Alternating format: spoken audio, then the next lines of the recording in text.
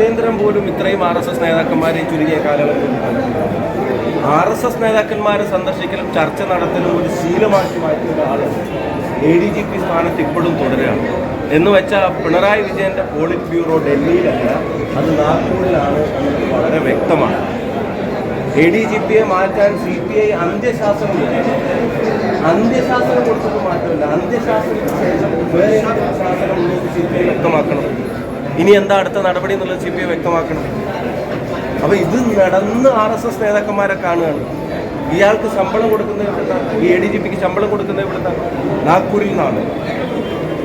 കേരളത്തിലെ ജനങ്ങളുടെ നികുതി പണത്തിൽ നിന്നല്ലേ ഇദ്ദേഹത്തിൻ്റെ ശമ്പളം കൊടുക്കുന്നത്? RSS നേതാക്കന്മാരുമായി അടച്ചിട്ട മുറിയിൽ ചർച്ച നടത്തുന്നതിൻ്റെ ചുമതലയാണോ ഈ ADGPക്കുള്ളത്? അതോ ക്രമസമാധാന പാലനത്തിൻ്റെയാണോ? കലക്കാൻ ശ്രമിച്ചത് പൂരം മാത്രമായിരുന്നില്ല. കലക്കാൻ ശ്രമിക്കുന്നത് ഈ നാടിൻ്റെ ഐക്യത്തെ കൂടിയാണ്, ഈ നാടിൻ്റെ BJP വിരുദ്ധ രാഷ്ട്രീയത്തെ കൂടിയാണ് എന്നുള്ളത് വളരെ വ്യക്തമായിട്ട് വന്നിരിക്കുകയാണ്. ഇതിന് പ്രൈം റെസ്പോൺസിബിലിറ്റി കേരളത്തിൻ്റെ ആഭ്യന്തരമന്ത്രി കൂടിയായ മുഖ്യമന്ത്രിക്ക് മാത്രമാണ്. മുഖ്യമന്ത്രിയുടെ സംരക്ഷണമാണ്. എന്ന് വെച്ചാൽ ADGPയെ മാറ്റാൻ RSSൻ്റെ അനുമതി കിട്ടുകയാണ്.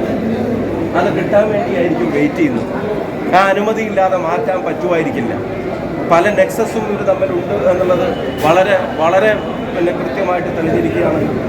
ഇന്നലെ എല്ലാവരും സൂചിപ്പിച്ചതുപോലെ ഒരു PRSS ഭരണമാണ് ഇപ്പോൾ കേരളത്തിൽ നടന്നുകൊണ്ടിരിക്കുന്നത്. PR ഏജൻസിയുടെയും RSSൻ്റെയും കൂടെ ഒരു സംയുക്ത ഭരണമാണ് ഇപ്പോൾ കേരളത്തിൽ നടക്കുന്നത്.